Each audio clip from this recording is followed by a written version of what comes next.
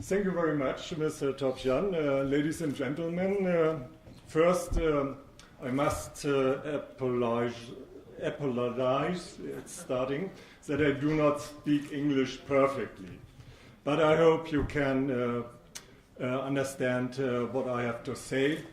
And first, I want to give my thanks to the director of the National Center for Professional Education Quality Assurance, Mr. Topjan, for invitation. Thank you very much. Not very long ago, Mr. Topjan asked me if I could give some input for the Quality Week. Why not? I answered, currently, that means since May 2014, I'm dealing with this topic, the improvement of scientific work at the Academy of Public Administration of the Republic of Armenia. And as former Dean of the Faculty of General and Internal Administration at the Federal University of Applied Administrative Science, a very long name, I know, it has been my job to align the study program of my faculty to the Bologna process, nearly 10 years ago. So I can understand you very well, the problems do you have, the questions you have with the sort of accreditation. I did it for a bachelor and at least for a master study program directed to the federal administration of my country. Maybe you don't know the university which I represented, so I want to give you a very short overview about this institution. First, we have the comfortable situation that we are completely financed by the state budget. So it's a comfortable situation, and in my faculty, the object is to train new staff members for the intermediate and the higher non-technical service in the Federal Administration of Germany. The university teaches academic knowledge and methodology and provides the students with the required practical occupational skills for their future career. Our faculty realized a program of dual studies in a value of 180 credits. It means 3 years. 1/3 of them are passed in internal internships in federal authority and 2/3 of theoretical studies at the university. From 2006 to 2008, we changed our study programs into the Bologna perception. And what have been my guidelines for this reform process? Only some keywords which were very important for me. Studies must be scientifically, practically, and demand-oriented. When I started as a dean 2005, only 50% of my graduates get a job in the federal administration. And after this process, which I will describe a little bit, after this process, at the end 2013, the graduates could choose between 2 to 4 job offers. It is a very good result of this reform. As a result of the input, students, so my opinion, should be enabled to study self-initiated and autonomously. They should be able for critical analysis, evaluation, and synthesis. They should be qualified to work interdisciplinary in teams and to work effectively by using scientific methods. So it was one of our tasks to create modules with an interdisciplinary character. For example, psychology and management. The students should be equipped with professional, it's very important, vocational practice skills, such as managing conferences, writing reports, and so on. And the research aspect could be presented in the best way by their diploma thesis. They have a direct relevance for the federal authorities to identify problems within the authorities, recognize needs for improvement, and present academically based solutions. It is very helpful that our students, for this purpose, passed the internships in the federal authorities and ministries. Yes, and now I found nearly similar tasks at the academy here in Armenia as I had to deal within Germany.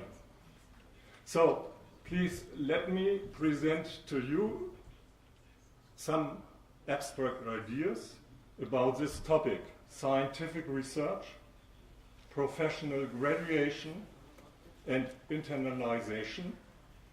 And I will add contradiction or essential elements of a scientific teaching process. I'm sure you are professional enough to decline and define the abstract values of scientific teaching and research, as well as skills, abilities, and knowledge. You heard it several times this morning. And I'm sure you are more interested to be inspired how one could realize, for example, a close connection between the university's teaching and research, completed by aspects of internalization. And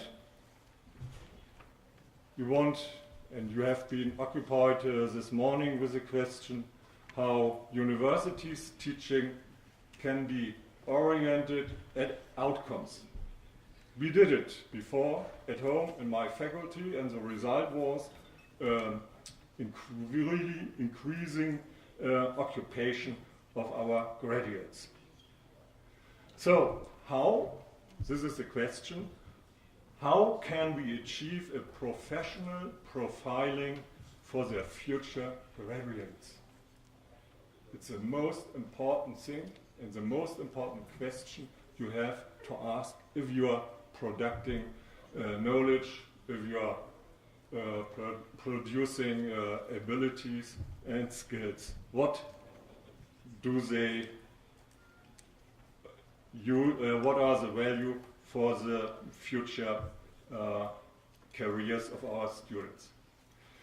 The Public Administration Academy postulated a very ambitious and sophisticated strategy in its strategic position paper.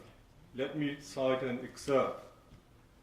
They wrote, "The most vital academic mission of the Academy is to respond to the administration needs of the Republic of Armenia, to support the modernization problems of public service, and promote the innovative processes in the field of public administration." Therefore, my conclusion, research at the Academy should be based scientifically, application-related, and solution-oriented.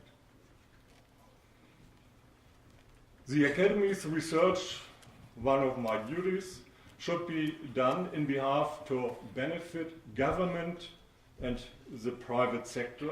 My colleagues are very convinced of this fact. That means research activity for the public domain sector opens the chance to establish a leading role in Armenia's public administration as a problem solver and initiator for further development. And research activity opens the entrance to the private economy and is linked perhaps to gain and to earn money and to sharpen the profile. So my question is, what could we do to achieve these ambitious objectives? And I will speak with you about a three-step program. First step, it would be to concentrate the research activities. So at the Academy, they started to develop a strategic research concept which unites all research projects in the chairs. And these projects are structured in the mid and in the long-term run. And the projects are also interdisciplinary oriented, perhaps enriched by contacts and international cooperation. First step, concentrating research activities. Second step, I am very convinced about a structured study program for PhD students, about 3 years. And the question is, why? Universities enable their PhD students in an effective and concentrated manner to occupy leading positions in the world of employment, but also for a career as a scientist. This global definition you can find, for example, in examination and study regulation of the Faculty of Economics of the University of Göttingen. This German university offers structured study programs, and currently in Germany the structured PhD study programs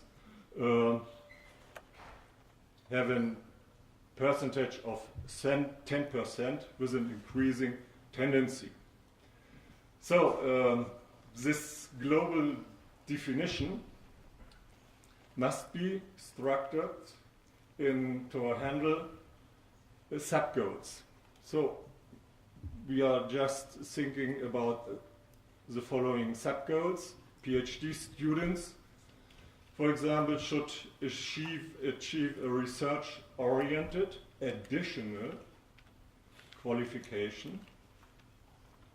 PhD students should acquire deep scientific professional knowledge, and PhD students should be enabled to work interdisciplinary in teams and in an effective and scientifically based method of operating. As a consequence of these goals, a structured PhD program of 3 years should consist of the following parts. First part, training scientific competences. Training scientific competences means execute doctoral colloquium, research methods, teaching scientific communication, elaborating scientific publications. The second part is directed to the professional deepening. You can use, for example, international cooperation with other universities for study stays. And the third part is directed to teach interdisciplinary subjects and key competences. Key competences, for example, scientific teaching, scientific management, for example, conferences, public presentation, and coordination of projects. So this might be the contents of a 3-year study program. Third step will be the question, how can we control and evaluate students' work?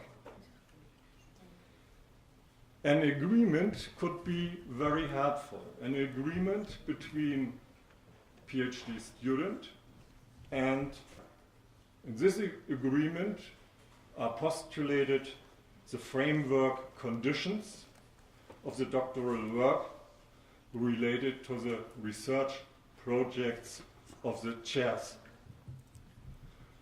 And after my opinion, it's not only my opinion, you find it in a lot of agreements, similar agreements. An agreement should include such aspects as regular meetings of advisor and PhD students, a determination which kind of courses should be studied and which intermediate results should be reported.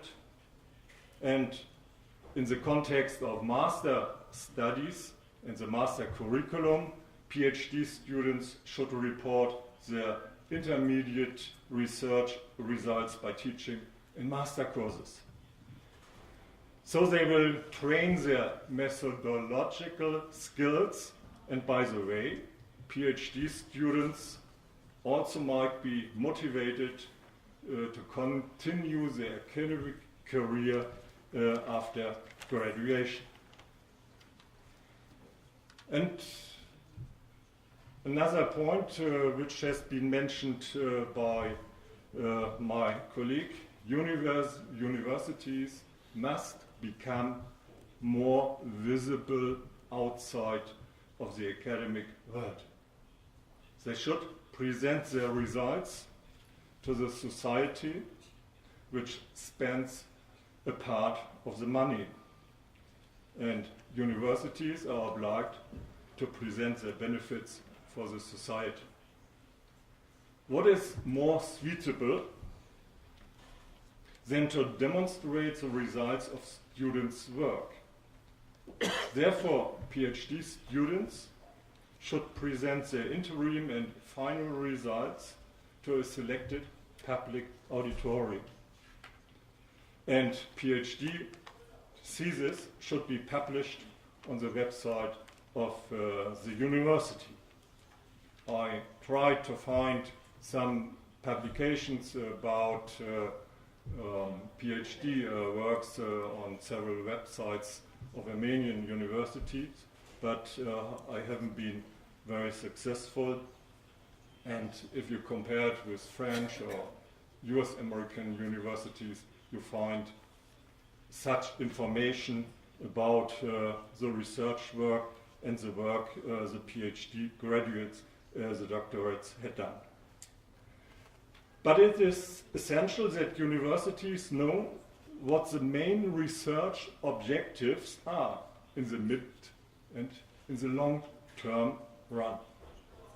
And they have to answer the question, how can master students be integrated and become prepared to become a researcher? At the moment, I think it's very separated between master program and PhD programs. You have to integrate the master students into the areas of the research projects in the faculties or in the done by the chairs.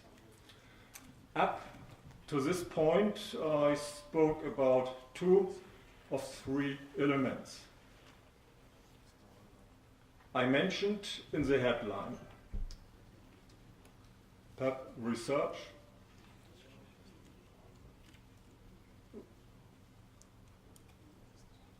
and it's missing the last one, internalization. So international contexts are important for own scientific teaching and research to stay connected with scientific developments, without any doubt. But these contexts have to be managed actively. It is not sufficient to sign a lot of agreements with universities abroad. In this context, let me report about my own experience. My faculty had an international cooperation with a university in the Baltic States. Twice a year, student groups meet alternately in Germany and in Estonia, and my faculty financed all the expenditures, accommodation and flight tickets. That was a lot of money, you can surely imagine.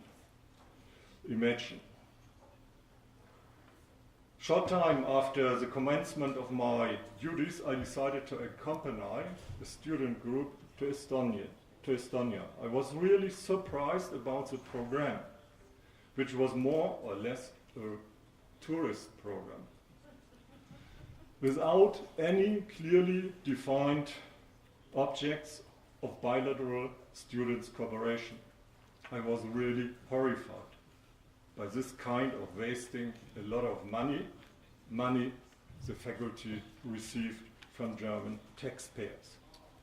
Therefore, I decided to stop this and told the responsible of this cooperation, if you are not able to define the targets of student exchange together with your Estonian partner clearly corresponding to our curriculum, I will cancel this cooperation. We don't get taxpayers' money to finance sightseeing excursions.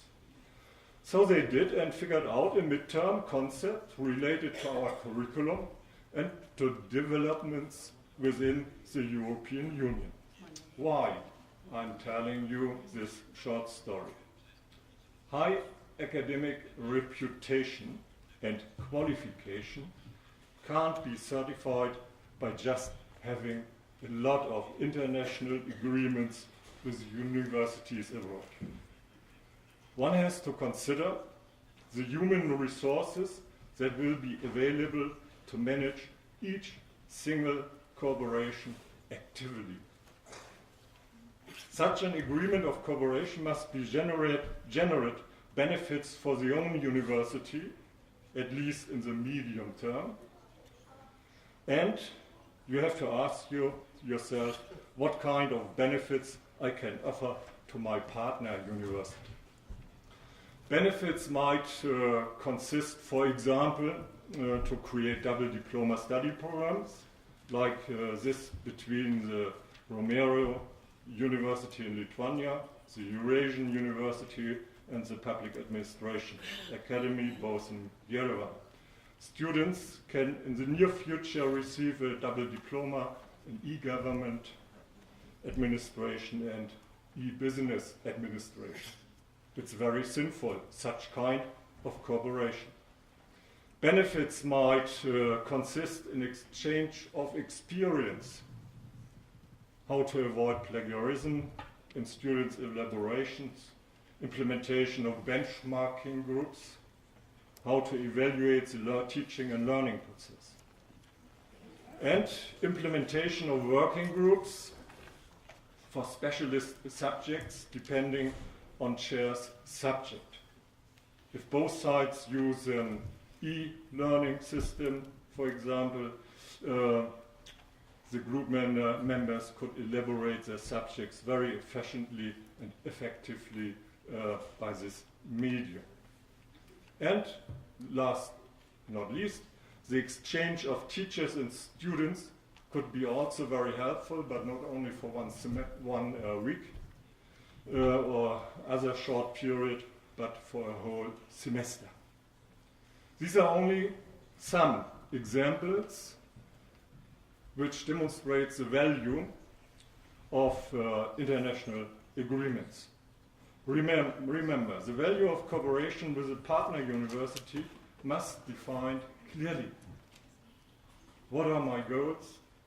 What do I expect of this partnership? Do we have similar interests? And before signing any agreements, one has to check if the own capacity is sufficient enough to manage this cooperation effectively. And absolutely necessary is a linguistic competence in one or more scientific foreign languages. When I speak about all these ideas, not only to my colleagues, to other persons connected to the academic sector, I have been frequently confronted with the question or with the argument, we would like to do it, but institutional regulations, legislations don't allow it. It was this morning one topic. And indeed, I got this impression of an over-regulated PhD process already since the early beginning of my work here in Armenia. Over-regulation, remember, over-regulation reduces motivation, destroys initiative, acting, and self-responsibility, which means over-regulation produces a system of organized irresponsibility. I ask myself, why isn't it possible to create a legislative framework?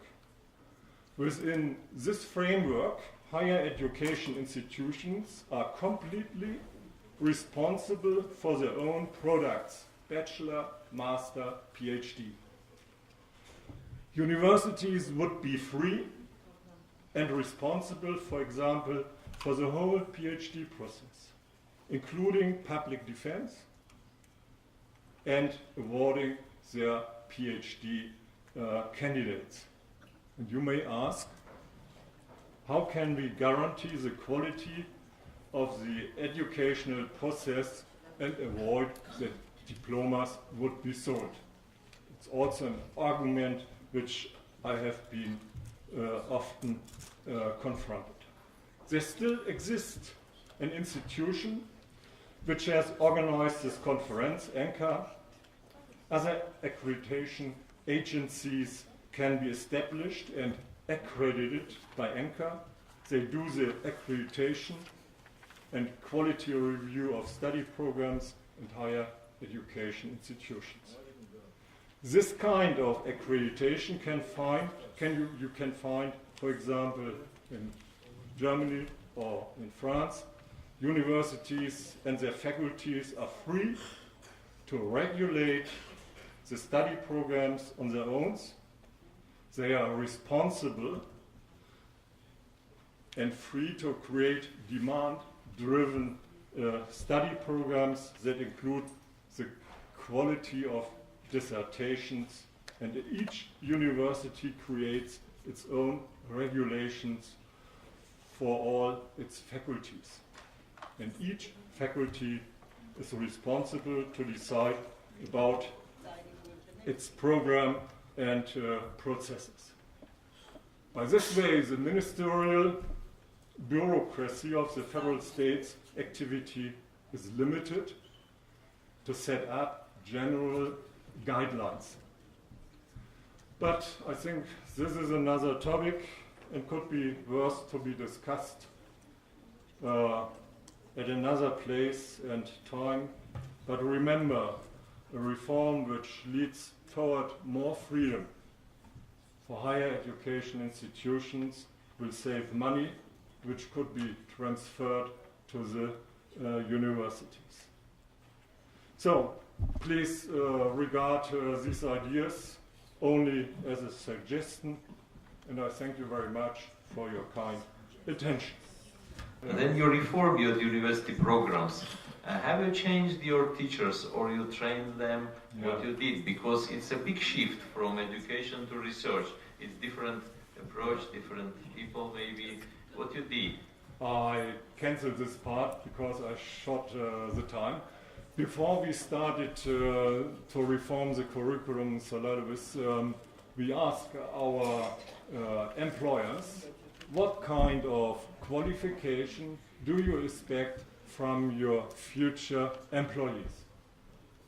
It took us a lot of time, I think about 6 to 9 months, to get the analyze of response, and after this response, we reformed our curriculum. We changed some materials, we merged several subjects to complete one module, and I think the results after several years were very impressionating, because the employment rate of our students, they are in competition with the graduates of other universities, has been developed very well. But your teacher had the science orientation before. Yes. But you didn't use it that before. Because you changed the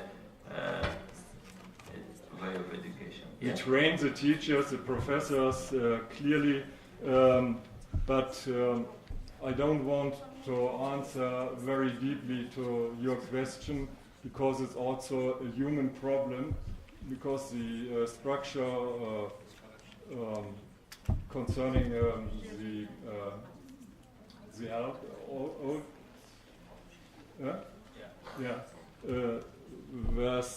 wasn't so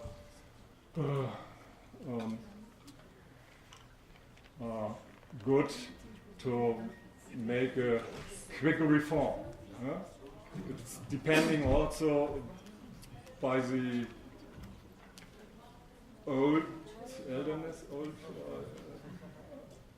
of the teachers and professors. If they are very old, it's very difficult to change anything. And so you have to go even to break the resistance. It's not very human, or to put them away in another section.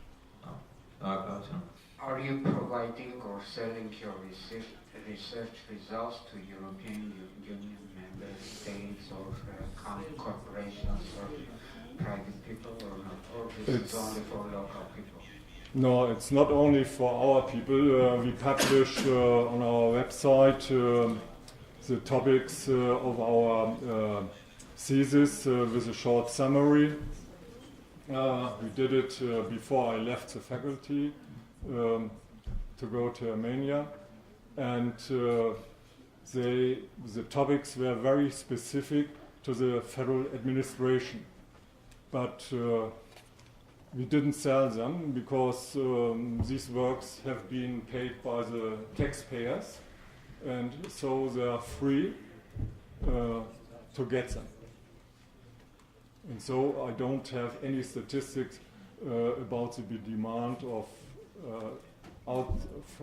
from outside the federal administration or government about the interest to this topic, to this works.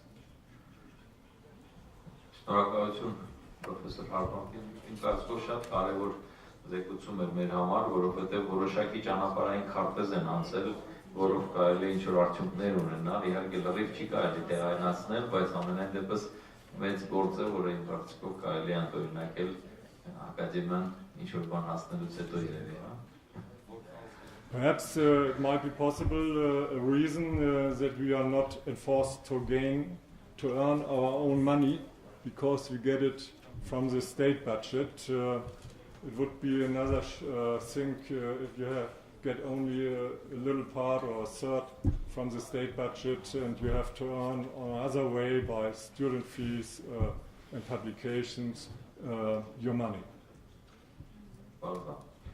Շնորհակալություն։